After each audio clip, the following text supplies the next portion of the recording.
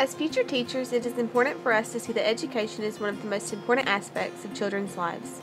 As Nelson Mandela once said, education is the most powerful weapon which you can use to change the world. Because education is so imperative to success, we must ensure that each child is getting a good quality education that develops the lifelong love of learning. To do this, teachers must be able to teach each and every student in a manner that is effective and engaging. We must take advantage of every opportunity that we have to teach young children strategies and skills that could impact their lives forever. In the modern-day classroom, many students feel different and secluded from their classmates.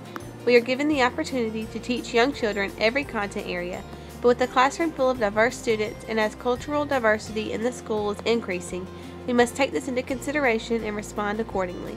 The push for multicultural education is highly recommended in schools today, especially in the area of social studies. As effective teachers, it is important for us to make social studies relevant to the students' lives in order for them to understand the content being taught and be able to make connections. With this being said, we must ask ourselves, can multicultural education and culturally relevant pedagogy be used to increase student interest in social studies? Before answering this question, we must know, what exactly is multicultural education? Multicultural education is often referred to as a form of teaching or education that incorporates the histories, values, texts, beliefs, and perspectives of people from different backgrounds.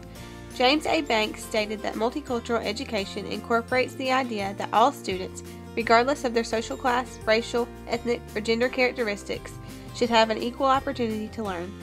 There are also many misconceptions of multicultural education's nature and purpose that have been brought to light with its rising popularity. One of the most prevalent of these misconceptions is that the integration of content about diverse cultural, ethnic, and racial groups into the mainstream curriculum is both in essence and its totality. Now that we have an understanding of what multicultural education is, we must also look at the word pedagogy, as this is essential vocabulary when addressing our question. Banks and Banks defines equity pedagogy as the teaching strategies and classroom environments that help students from diverse racial, ethnic, and cultural groups attain the knowledge, skills, and attitudes needed to function effectively within and help create a perpetuate, a just, humane, and democratic society. They also go on to say that it is not sufficient to help students learn to read, write, and compute within the dominant canon without learning also to question its assumptions, paradigms, and hegemonic characteristics. Helping students become reflective and active citizens of a democratic society is at the essence of our conception of equity pedagogy. This being said, pedagogy is simply how a teacher teaches. It is important to have good pedagogy in order to guide students to learning and leading them to a place in which they can learn for themselves. Teachers must make informed decisions about when and how to use knowledge about the cultural and ethnic backgrounds of students when making pedagogical decisions. We must challenge our students by asking questions, the right questions, presenting them with relevant problems, and allowing them to explore to figure things out on their own.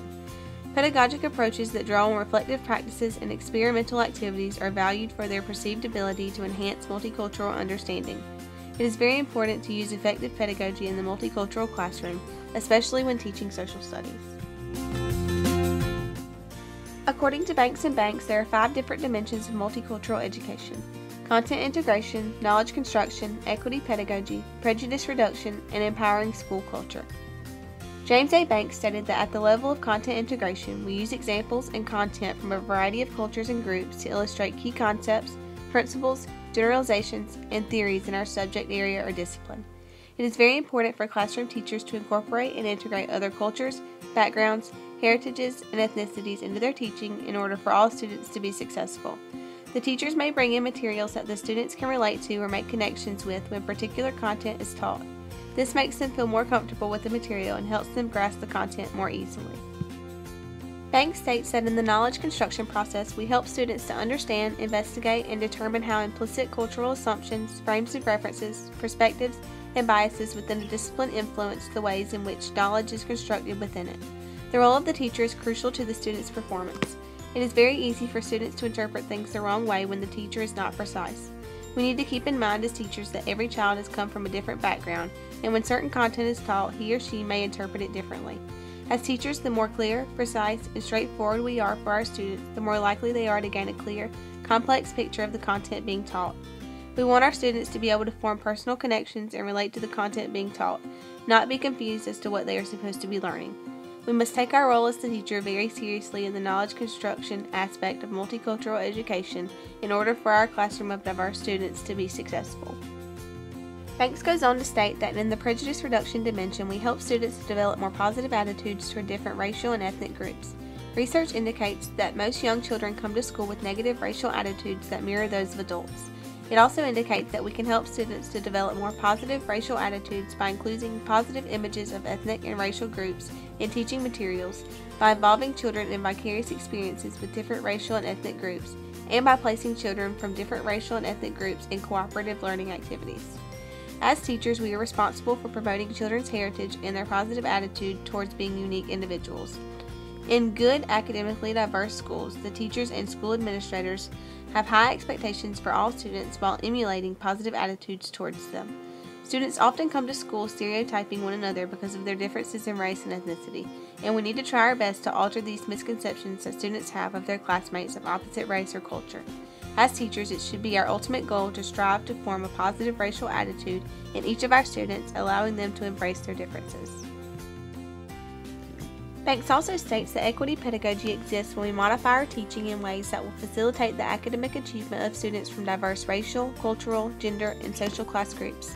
This includes using a variety of teaching styles and approaches that are consistent with the wide range of learning styles within various cultural and ethnic groups, being demanding but highly personalized when working with students such as Native American and Inuit students, and using cooperative learning techniques to enhance the academic achievement of students of color. Banks does a wonderful job of explaining the dimension to us. Equity pedagogy is so important in classrooms today, yet often overlooked. As teachers, we must strive to meet the needs of every one of our students on a daily basis. Just as we would make accommodations for students with IEPs and 504 plans, we must also accommodate to meet the needs of students both racially, culturally, and ethnically. It is solely the teacher's responsibility to be sure that the different teaching strategies and activities are incorporated into the classroom on a daily basis to meet the needs of students who learn differently from others. We must do whatever it takes to sufficiently, effectively, and appropriately teach and reach each student in our diverse classroom. Lastly, Banks states that empowerment within the school culture and social structure promotes gender, racial, and social class equality. To implement this dimension, all members of the professional and support staff must participate in examining and reconstructing the culture and organization of the school. A teacher cannot implement this dimension alone, but must work collaboratively with the principal and with other teachers to create a school culture empowering to all groups of students. Social interactions take place in the classroom and throughout the school on a daily basis. The students are constantly communicating with one another, their teachers, as well as the teachers communicating with other faculty and staff throughout the school. Milner states that cultural modeling framework also empowers teachers to focus on outside of school factors that shape learning inside of school. It is, however, very important for the students to be confident in themselves and have a good, strong perception of themselves before they can accurately perceive and understand others. It is very beneficial for the students to have a strong source of communication and social interaction with others in order to be successful in the multicultural classroom.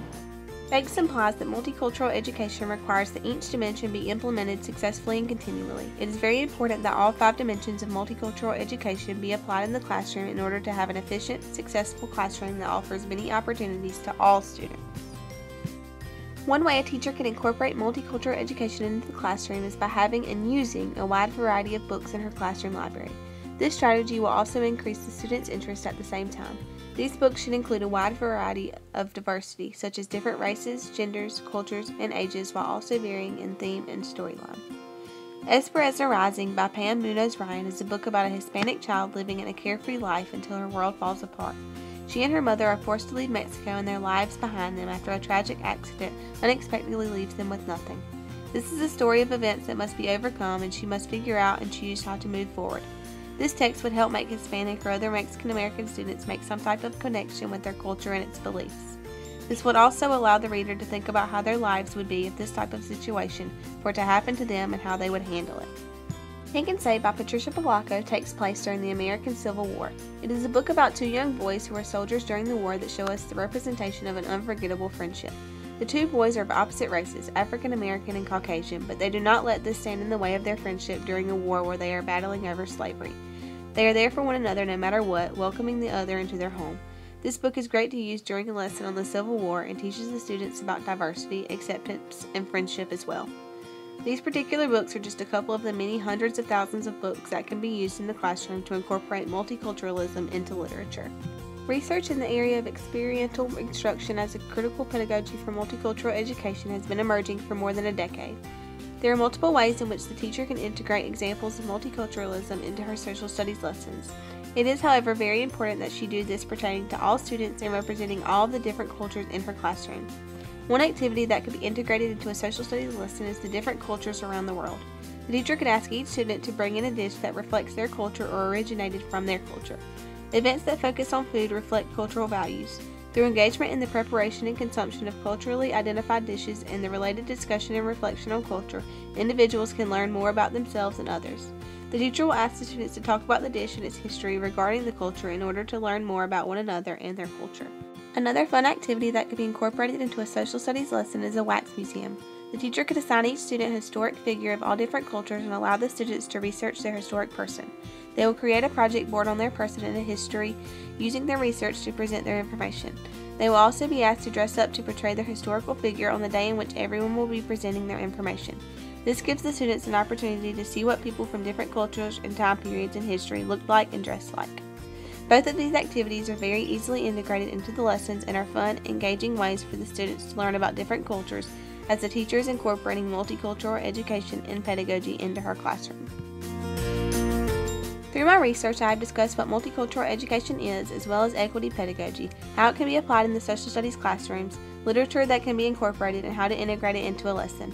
I feel as if I can now successfully answer the question, can multicultural education and relevant pedagogy increase students' interest in social studies? With a strong and loud yes. Multicultural education can be used to increase the students' interest because it makes the material relevant and interesting to all of the students. As teachers, it is very important for us to remember that multicultural education is a core concept that has several parts that must be taken into consideration in order for it to be used effectively in the classroom.